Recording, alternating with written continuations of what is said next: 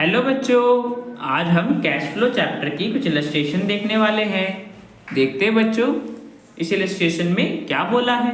तो हमें कुछ इन्फॉर्मेशन दे रखी है। इस इन्फॉर्मेशन के बेसिस पे हमें net profit before tax and extra ordinary items calculate करना है। तो बच्चों देखते हैं, सबसे पहले हमारे पास सरप्लस दे रखा है balance in statement of P&L का ओपनिंग वाला 2 लाख, जो कि बच्चों नेगेटिव का है, इसलिए ब्रैकेट से शो कर रखा है। नेक्स्ट बच्चों हमारे पास क्लोजिंग बैलेंस भी दे रखा है जो कि 5,40,000 रुपीज है। नेक्स्ट हमारे पास प्रपोज डिविडेंड दे रखा है करंट ईयर का 2023 का 3,15,000 रुपीज और प्रीवियस ईयर का दे रखा है 2,10,000 रुपीज।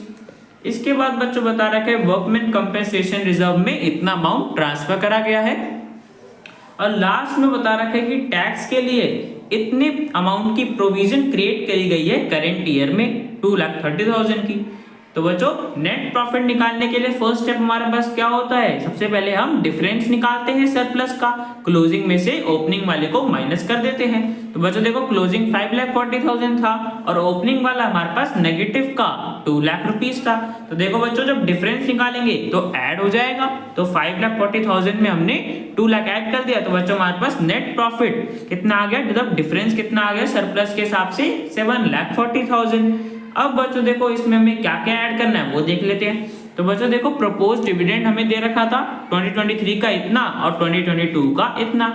और बच्चों प्रपोज डिविडेंड हम कौन से ईयर का कंसीडर करते हैं, हमेशा प्रीवियस ईयर का, बिकॉज प्रीवियस ईयर का प्रपोज डिविडेंड करंट ईयर में पे करा जाता है। तो बच्चों देखो 2023 में हमने प्रीवियस ईयर का डिविडेंड पे करा होगा 2022 वाला, तो वो ही बच्चों हम रिकॉर्ड करेंगे। 2022 में कितना डिविडेंड था 2,10,000, तो इतना डिविडेंड पे करा गया होगा करंट ईयर में। तो देखो बच्चों ऐड कर दिया, डिविडेंड पे करा गया 2,10,000 प्रीवियस ईयर का। ठीक है बच्चों। नेक्स्ट बच्चों हमारे पास वर्कमैन कंपेंसेशन रिजर्व में इतना अमाउंट ट्रांसफर करा गया था। तो बच्चों ऐड कर देंगे, बिकॉज प्रॉफिट से ही अमाउंट ट्रांसफर करा होगा ना, सरप्लस से अमाउंट ट्रांसफर करा जाता है रिजर्व्स में। तो 1,50,000 ऐड कर दिया, वर्कमैन कंपेंसेशन रिजर्व में इतना अमाउंट ट्रांसफर करा गया था सरप्लस में से। अब इसके बाद देखो बच्चों हमारे पास बता रखा था कि टैक्स के लिए इतने अमाउंट की प्रोविजन क्रिएट करी गई थी करंट ईयर के दौरान। अब बच्चों देखो प्रोविजन हम कहां से क्रिएट करते हैं, हमारे प्रॉफिट या सरप्लस में से। तो बच्चों सरप्लस में से क्रिएट करा है, बट बच्चों हमने हमारे पास एक्चुअल कोई कैश का आउटफ्लो तो हुआ ही नहीं, कैश तो हमने कहीं दिया ही नहीं, हमने तो सिर्फ एक अकाउंट क्रिएट करा है। तो बच्चों इसलिए हमें ऐड करना पड़ेगा, बिकॉज प्रॉफिट से करा है और ना ही कोई हमारे पास कैश का आउटफ्लो हुआ। तो 2,30,000 हमने ऐड कर दिया। जो ही बच्चों प्रोविजन क्रिएट करते हैं हम टैक्स के लिए, वो हमेशा हम करंट ईयर वाला ही ऐड करेंगे, है ना बच्चों, ध्यान रखना इस बात को। अब हमने सारी चीजें ऐड कर दी, तो बच्चों हमारे पास net profit before tax and extraordinary items आ गया 13,30,000 रुपीज। ठीक है बच्चों, तो ये क्वेश्चन हमारा कंप्लीट हो गया। अब बच्चों चलते हैं नेक्स्ट क्वेश्चन पे। तो बच्चों ये हमारा नेक्स्ट क्वेश्चन, जिसमें हमारे पास कुछ इंफॉर्मेशन दे रखी है। इस इंफॉर्मेशन के बेसिस पे हमें net profit before tax and extra ordinary items calculate करना है। तो बच्चों देखो देख लेते हैं। सबसे पहले हमारे पास ओपनिंग बैलेंस दे रखा है सरप्लस का 2 लाख रुपीज, क्लोजिंग बैलेंस दे रखा है सरप्लस का 6,72,000 रुपीज। उसके बाद बच्चों बता रखा है कि जनरल रिजर्व में इतना अमाउंट ट्रांसफर करा गया है। नेक्स्ट बच्चों हमें प्रपोज डिविडेंड बता रखा है प्रीवियस ईयर का इतना था, तो यहाँ पे बच्चों हमें सीधा प्रीवियस ईयर का ही दे रखा है, ऐड कर देंगे। इसके बाद देखते हैं बच्चों हमारे पास इंटरिम डिविडेंड बता रखा है इतना पे करा गया था करंट ईयर के दौरान। नेक्स्ट बच्चों हमारे पास टैक्स के लिए इतने अमाउंट की प्रोविजन क्रिएट करी गई थी करंट ईयर में। ठीक है बच्चों, और लास्ट में हमें बता रखा है इतना इनकम टैक्स पे करा गया था करंट ईयर में। तो बच्चों देखो नेट प्रॉफिट निकालने के लिए हमारे पास सबसे पहला स्टेप क्या होता है, हम डिफरेंस निकालते हैं सरप्लस का, क्लोजिंग वाले में ओपनिंग वाले को माइनस कर देते हैं। तो बच्चों क्लोजिंग कितना था 6,72,000, उसमें से हमने ओपनिंग वाला माइनस कर दिया, तो बच्चों हमारे पास डिफरेंस आ गया 4,72,000। अब बच्चों देख लेते हैं इनमें हमें ऐड क्या क्या करना है। तो बच्चों देखो जनरल रिजर्व में अमाउंट ट्रांसफर करा गया, तो बच्चों देखो रिजर्व में हम कहां से अमाउंट ट्रांसफर करते हैं, हमारे सरप्लस या प्रॉफिट से। तो बच्चों देखो किसी भी रिजर्व में अगर अमाउंट ट्रांसफर करा गया है तो उस अमाउंट को बच्चों हमेशा ऐड कर देंगे, बिकॉज प्रॉफिट में से ही करा गया होता है ना। 2 लाख रुपीस का बच्चों जनरल रिजर्व में ट्रांसफर करा तो उसको हमने ऐड कर दिया। अब नेक्स्ट देखो बच्चों हमारे पास प्रपोज्ड डिविडेंड दे रखा था प्रीवियस ईयर का, और बच्चों प्रीवियस ईयर का प्रपोज्ड डिविडेंड हम कब पे करते हैं, करंट ईयर में। मतलब बच्चों ये डिविडेंड का अमाउंट पे करा गया होगा 2023 में, है ना बच्चों। तो डिविडेंड पे करा है, ऐड करना पड़ेगा बिकॉज सरप्लस से ही पे करा गया होगा। तो 1,80,000 रुपीज का हमने डिविडेंड जो पे करा है वो ऐड कर दिया।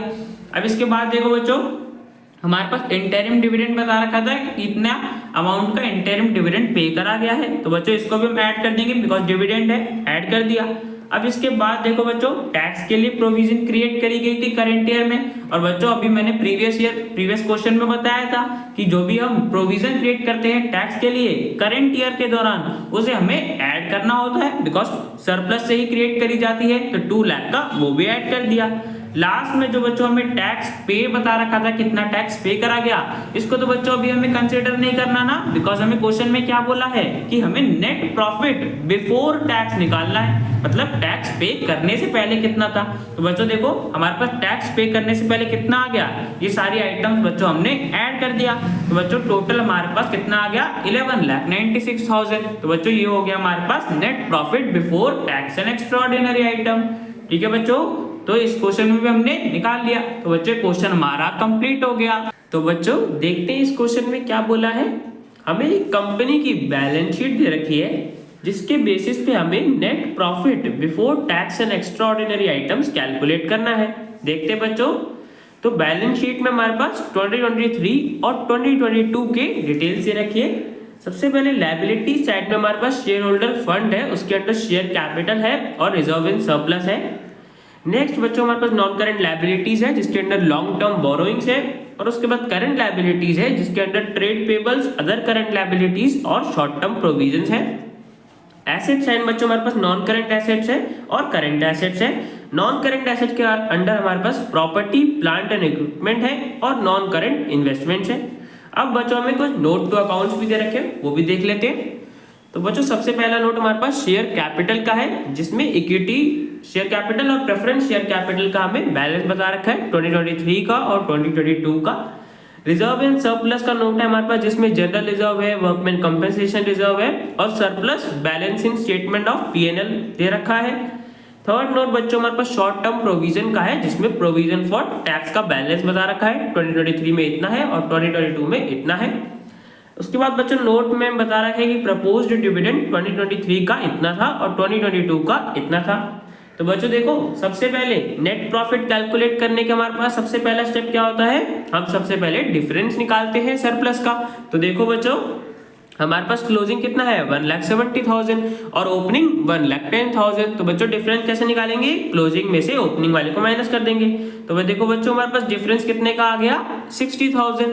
अब बच्चों याद करो हम इसमें ऐड क्या क्या करते थे, अगर कोई भी अमाउंट हमने रिजर्व में ट्रांसफर करा हो या डिविडेंड पे करा हो या बच्चों हमने प्रोविजन क्रिएट करी हो सरप्लस से, वो सारा अमाउंट बच्चों हम ऐड करते हैं ना। तो देखते हैं सबसे पहले हमारे पास रिजर्व में हमने कुछ ऐड करा क्या। तो देखो बच्चों जनरल रिजर्व का हमारे पास ओपनिंग बैलेंस था 2,10,000 और क्लोजिंग बैलेंस है 2,75,000। मतलब बच्चों जनरल रिजर्व में एडिशन हुए ना, कितने का एडिशन हुए 65,000 का। और बच्चों ये किसके थ्रू करा होगा हमने, सरप्लस नेट प्रॉफिट के थ्रू, है ना बच्चों। रिजर्व में अमाउंट कहां से ट्रांसफर होता है, सरप्लस से। तो जो हमने जनरल रिजर्व में अमाउंट ट्रांसफर करा 65,000 रुपीज, उसे बच्चों हम ऐड कर देंगे। तो ऐड कर दिया।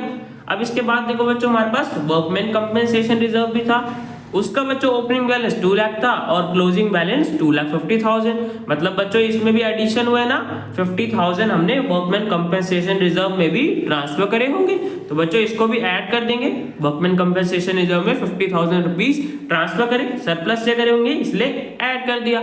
अब बच्चों देखो हमारे पास नोट में क्या बता रखा था कि प्रपोज्ड डिविडेंड 2023 का इतना था और 2022 का इतना था।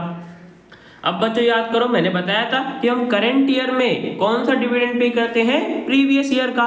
तो देखो बच्चों, हमें 2023 के लिए नेट प्रॉफिट कैलकुलेट करना है। तो बच्चों 2023 में कंपनी ने कौन से ईयर का डिविडेंड पे करा होगा, प्रीवियस ईयर का, मतलब 2022 का। हमेशा बच्चों प्रीवियस ईयर का प्रपोज डिविडेंड को हम ऐड कर देते हैं। तो देखो 2022 का डिविडेंड कितना है, 80,000।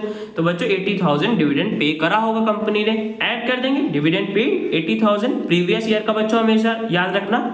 अब बच्चों देखो, हमारे पास प्रोविजन फॉर टैक्स का भी नोट दे रखा था, जिसमें देखो बच्चों हमारे पास जो क्लोजिंग बैलेंस है वो कितना है, 1,50,000, और ओपनिंग बैलेंस है 1 लाख। मतलब स्टार्टिंग में हमने 1 लाख की प्रोविजन क्रिएट करी थी, बट उसके बाद 1,50,000 हमारे पास क्लोजिंग बैलेंस है। तो बच्चों हमारे पास प्रोविजन एंडिंग डेट पे कितनी की है, 1,50,000 की। मतलब बच्चों कंपनी ने इतने की प्रोविजन क्रिएट करी है। तो देखो बच्चों, करंट ईयर का जितने भी हमने प्रोविजन क्रिएट करी होती है टैक्स के लिए, उसे हम ऐड कर देते हैं। तो 1,50,000 की जो प्रोविजन क्रिएट करी थी उसे बच्चों हमने ऐड कर दिया। अब बच्चों इन सब चीजों का टोटल कर देंगे तो हमारे पास नेट प्रॉफिट आ जाएगा 4,05,000। तो बच्चों हमने कैलकुलेट कर दिया और एक क्वेश्चन हमारा कंप्लीट हो गया।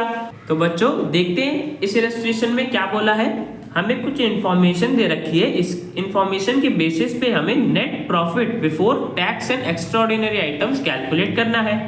तो देखो बच्चों, सबसे पहले हमारे पास सरप्लस का ओपनिंग बैलेंस दे रखा है जो कि इतना था, और क्लोजिंग बैलेंस भी दे रखा है इतना।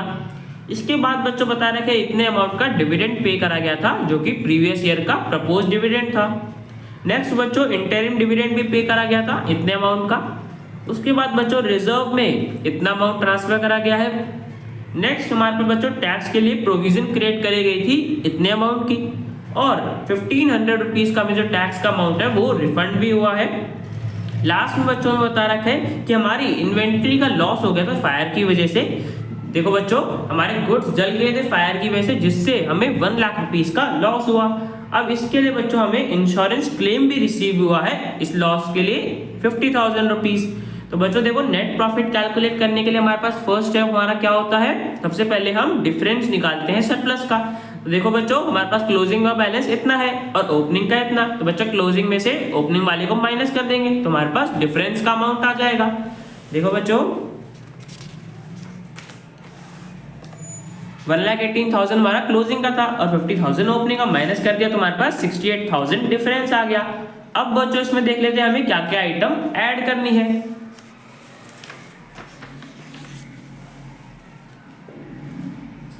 तो बच्चों देखो, नेक्स्ट हमें बता रखा था कि इतने अमाउंट का डिविडेंड पे करा गया है। अब डिविडेंड तो बच्चों सरप्लस से पे करते हैं ना, तो ऐड कर देंगे। नेक्स्ट हमारे पास इंटरिम डिविडेंड पे करा गया है, तो सेम बच्चों डिविडेंड है, इसको भी हम ऐड कर देंगे। फिर उसके बाद बच्चों बता रखे रिजर्व में इतना अमाउंट ट्रांसफर करा गया था। तो बच्चों मैंने पहले ही बताया रिजर्व में हम कहां से अमाउंट ट्रांसफर करते हैं, सरप्लस से। तो सरप्लस में ये अमाउंट ऐड हो जाता है तो ऐड कर देंगे। उसके बाद बच्चों में बता रखा है कि टैक्स के लिए प्रोविजन क्रिएट करी गई थी करंट ईयर में इतने अमाउंट की। अब बच्चों टैक्स की प्रोविजन कहां से क्रिएट करते हैं, प्रॉफिट के अमाउंट से, जिसके लिए हम एक्चुअल कोई कैश तो नहीं देते ना, सिर्फ अकाउंट क्रिएट करते हैं। तो इस अमाउंट को भी हम ऐड कर देंगे। सबसे पहले बच्चों इन सारी आइटम्स को हम ऐड कर देते हैं। तो बच्चों देखो, डिविडेंड पेड को हमने ऐड कर दिया, इंटरिम डिविडेंड पेड को ऐड कर दिया, और जो रिजर्व में ट्रांसफर करा था और जो अमाउंट की हमने प्रोविजन क्रिएट करी थी वो हमने अमाउंट बच्चों ऐड कर दिया। तो हमारे पास इतना अमाउंट आ गया। अब बच्चों जो हमारे पास रिमेनिंग आइटम्स बच गई हैं उनका ट्रीटमेंट देख लेते हैं। तो देखो बच्चों, हमारे पास प्रोविजन फॉर टैक्स के बाद रिफंड ऑफ टैक्स का, हमें बच्चों टैक्स का कुछ रिफंड मिला होगा 1,500 रुपीज का। अब बच्चों जो भी टैक्स का अमाउंट हमें रिफंड मिलता है उसको हम माइनस कर देते हैं। तो 1,500 को बच्चों हम माइनस कर देंगे। देखो बच्चों, रिफंड ऑफ टैक्स माइनस कर दिया 1,500 रुपीज। तो बच्चों हमारे पास इतना बैलेंस बच गया। अब बच्चों जो लास्ट की 2 आइटम बची हैं उनका ट्रीटमेंट देख लेते हैं। तो बच्चों देखो, लास्ट में बता रखा था कि हमारी इन्वेंट्री का लॉस हो गया था फायर की वजह से 1 लाख रुपीस का। अब देखो बच्चों, हमारे गुड्स जल गए फायर की वजह से। अब ये बच्चों देखो, ऑर्डिनरी एक्सपेंस तो नहीं है ना हमारा, रोज रोज तो बच्चों ऐसी चीजें नहीं होती, ये हमारे लिए एक्स्ट्रा ऑर्डिनरी एक्सपेंस है ना, बिकॉज रोज रोज ऐसी चीजें नहीं होती। तो 1 लाख बच्चों हमारे लिए एक्स्ट्रा ऑर्डिनरी एक्सपेंस है। अब बच्चों जितने भी हमारे पास एक्स्ट्रा ऑर्डिनरी एक्सपेंसेस होते हैं उन्हें हम ऐड कर देते हैं। तो देखो बच्चों, जो भी लॉस हमने डेबिट करा होगा P&L अकाउंट में। अब बच्चे कैसा लॉस है मैंने ही बताया, एक्स्ट्रा ऑर्डिनरी एक्सपेंस है, रोज रोज ऐसी चीजें नहीं होती, ऑर्डिनरी एक्टिविटीज में ये इंक्लूडेड नहीं है, तो बच्चों हम इसे ऐड कर देंगे, बिकॉज एक्स्ट्रा ऑर्डिनरी एक्सपेंस जितने भी होते हैं सबको ऐड करा जाता है। तो बच्चों ऐड कर दिया तो हमारे पास इतना बैलेंस आ गया। अब बच्चों देखो लास्ट में आइटम में क्या बोल रहा था कि हमें इंश्योरेंस क्लेम रिसीव हुआ है इसी लॉस के लिए, 1 लाख रुपीज का लॉस हुआ था। अब बच्चों एक गुड्स इंश्योरेंस करा रखा होगा हमने इनका, तो जिससे बच्चों हमें इतने 50,000 रुपीज का इंश्योरेंस क्लेम रिसीव हुआ। अब बच्चों देखो इंश्योरेंस क्लेम रिसीव हमें रेगुलर थोड़ी ना होता है, रेगुलरली तो बच्चों रिसीव होता नहीं, तो ये भी बच्चों हमारे पास इनकम तो है बट एक्स्ट्रा ऑर्डिनरी इनकम है। ऑर्डिनरी इनकम तो है नहीं, रोज रोज बच्चों इंश्योरेंस क्लेम हमें रिसीव नहीं होता ना, ये एक्स्ट्रा ऑर्डिनरी इनकम है। और जितनी बच्चे एक्स्ट्रा ऑर्डिनरी इनकम होती है उनको हम माइनस कर देते हैं, तो बच्चों इसको भी हम माइनस कर देंगे। इंश्योरेंस क्लेम रिसीव्ड हमारे पास एक्स्ट्रा ऑर्डिनरी इनकम होती है, तो बच्चों माइनस कर दिया, तो बच्चों हमारे पास फाइनल आंसर आ गया 3,22,500। तो ये हो गया बच्चों हमारा net profit before tax and extra ordinary items. ठीक है बच्चों, तो बच्चे क्वेश्चन हमारा कंप्लीट हो गया। अब चलते हैं नेक्स्ट क्वेश्चन पे। तो बच्चों ये है हमारा नेक्स्ट क्वेश्चन, जिसमें बता रखा है कि बिस्लरी लिमिटेड इनकॉर्पोरेट हुई थी 15 अप्रैल 2022 को, और इस इंफॉर्मेशन के बेसिस पे हमें same net profit before tax and extraordinary items calculate करना है। देखते हैं बच्चों, सबसे पहले हमारे पास सरप्लस का बैलेंस दे रखा है 4,36,000, पहले से बच्चों इस बार बैलेंस हमें दे रखा है, तो डिफरेंस निकालने की जरूरत नहीं है। नेक्स्ट बच्चों हमारे पास इंटरिम डिविडेंड पे करा गया, वो अमाउंट बता रखा है। जनरल रिजर्व में कितना अमाउंट ट्रांसफर करा है वो बता रखा है, और प्रीलिमिनरी एक्सपेंसेस है। इसके बाद बच्चों टैक्स के लिए प्रोविजन क्रिएट करी गई थी इतने अमाउंट की। नेक्स्ट बच्चों हमारे पास इन्वेंट्री का लॉस हो गया था फायर की वजह से, मतलब सेम गुड्स जल गए थे आग की वजह से, जिससे हमें इतने का लॉस हुआ। अब बच्चों इसी लॉस के लिए हमें इंश्योरेंस क्लेम भी रिसीव हुआ इतने अमाउंट का। लास्ट में बच्चों प्रपोज डिविडेंड बता रखा है, उस ईयर का प्रपोज डिविडेंड इतना था। तो बच्चों देखो यहाँ पे तो हमें ओपनिंग क्लोजिंग की बैलेंस के सीधा हमें बैलेंस दे रखा है, तो बच्चों सीधा हम इसी में ऐड और सब्ट्रैक्ट कर देंगे। तो देखो बच्चों नेट प्रॉफिट हमारे पास सबसे पहले तो 4,36,000 आ गया सरप्लस के हिसाब से। अब इसमें बच्चों इन सारी आइटम्स को हमें एडजस्ट करना है, तो देखते हैं। सबसे पहले हमारे पास इंटरिम डिविडेंड पे करा गया था 1,62,000 रुपीज का, तो बच्चों डिविडेंड जितना भी हम पे करते हैं वो ऐड करते हैं ना, तो ऐड कर देंगे इंटरिम डिविडेंड, बिकॉज सरप्लस से ही पे करा होगा तो ऐड कर दिया।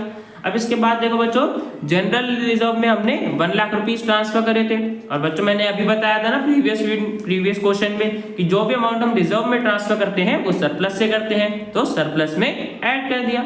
ठीक है बच्चों, अब इसके बाद देखो हमारे पास नेक्स्ट आइटम है प्रीलिमिनरी एक्सपेंसेस। अब बच्चों देखो सबसे पहले समझो प्रीलिमिनरी एक्सपेंसेस क्या होता है। तो बच्चों ऐसे एक्सपेंसेस जो कंपनी को रजिस्टर या इनकॉर्पोरेट कराने में लगते हैं, उन सब एक्सपेंसेस को बच्चों हम प्रीलिमिनरी एक्सपेंसेस कहते हैं। अब बच्चों देखो प्रीलिमिनरी एक्सपेंसेस ना ही हमारी इन्वेस्टिंग एक्टिविटी होती है ना ही फाइनेंसिंग एक्टिविटी, तो इसको बच्चों हम as an operating activity show करते हैं। ठीक है बच्चों, और प्रीलिमिनरी एक्सपेंसेस को बच्चों हम उसी ईयर में राइट ऑफ कर देते हैं जिस ईयर में ये इनकर होते हैं, मतलब जिस ईयर में हमने खर्चा करा उसी ईयर में हम राइट ऑफ भी कर देंगे। अब बच्चों देखो प्रीलिमिनरी एक्सपेंसेस क्या हमारे लिए एक ऑर्डिनरी आइटम है जो हमारे रोज रोज नहीं ना बच्चों। प्रीलिमिनरी एक्सपेंसेस तो बस हमें एक बार ही करने पड़ती है, एक बार ही कंपनी को रजिस्टर करा, फिर उसके बाद तो बच्चों बार बार देना नहीं पड़ता ना। तो प्रीलिमिनरी एक्सपेंसेस हमारे पास एक्स्ट्राऑर्डिनरी एक्सपेंसेस होते हैं। और बच्चों मैंने यही बताया था ना प्रीवियस वाले क्वेश्चन में कि जितने भी हमारे पास एक्स्ट्राऑर्डिनरी एक्सपेंसेस होते हैं उन सबको बच्चों हम ऐड कर देते हैं। तो देखो बच्चों प्रीलिमिनरी एक्सपेंसेस हमारे पास एक टाइप का एक्स्ट्राऑर्डिनरी एक्सपेंस है, तो इसको बच्चों हम ऐड कर देंगे 50,000 रुपीज। ठीक है बच्चों, नेक्स्ट देखते हैं। नेक्स्ट हमारे पास टैक्स के लिए प्रोविजन क्रिएट करा गया था। अब बच्चों मैंने बताया था कि हम टैक्स की प्रोविजन कहाँ से क्रिएट करते हैं, सरप्लस के अमाउंट से, तो बच्चों ऐड कर देंगे। तो प्रोविजन फॉर टैक्स जो हमने क्रिएट करी थी 1,50,000 रुपीज की, उसे हमने ऐड कर दिया। ठीक है बच्चों, नेक्स्ट देखते हैं। नेक्स्ट बच्चों हमारे पास जो इन्वेंट्री का लॉस हो गया था फायर की वजह से, गुड्स जल गए थे ना, जिससे बच्चों हमें 2 लाख रुपीस का लॉस हुआ था। और बच्चों हमारे पास जो भी इन्वेंट्री का लॉस हुआ फायर की वजह से, बच्चों कैसा लॉस है, एक एक्स्ट्राऑर्डिनरी एक्सपेंस है ना, बिकॉज रोज रोज तो आग लगती नहीं, रोज रोज हमारे गुड्स का लॉस नहीं होता, तो ये एक्स्ट्राऑर्डिनरी आइटम है। और सारे एक्स्ट्राऑर्डिनरी आइटम्स को बच्चों हम ऐड कर देते हैं, तो इसको भी हम ऐड कर देंगे। Loss of inventory due to fire add कर दिया 2 लाख रुपीस। अब बच्चों देखो इसी के रिलेटेड हमें क्या बता रखा था कि इसी लॉस के लिए हमें इंश्योरेंस क्लेम भी रिसीव हुआ था 1 लाख रुपीस का। और बच्चों मैंने अभी बताया था प्रीवियस वाले क्वेश्चन में कि इंश्योरेंस क्लेम रिसीव हमारे पास एक्स्ट्राऑर्डिनरी आइटम होती है, बिकॉज बच्चों रेगुलरली तो हमें इंश्योरेंस कंपनी से क्लेम रिसीव नहीं होता ना, जब लॉस होता है तभी बच्चों रिसीव होता है। तो एक्स्ट्राऑर्डिनरी आइटम को हम हमेशा माइनस करते हैं। एक्स्ट्राऑर्डिनरी इनकम थी बच्चों हमारे पास, तो इसलिए हमने माइनस कर दिया। अब बच्चों इन सबको हमने सॉल्व कर लिया, यहाँ पे सबसे पहले ऐड कर लिया सबको, फिर उसके बाद बच्चों जो हमारे पास एक्स्ट्राऑर्डिनरी इनकम थी उसको माइनस कर दिया। तो बच्चों हमारे पास फाइनल आंसर आ गया 9,98,000। और बच्चों ये हो गया हमारे पास net profit before tax and extraordinary items. ठीक है बच्चों, तो क्वेश्चन हमारा कंप्लीट हो गया। अब बच्चों मिलते हैं नेक्स्ट वीडियो में।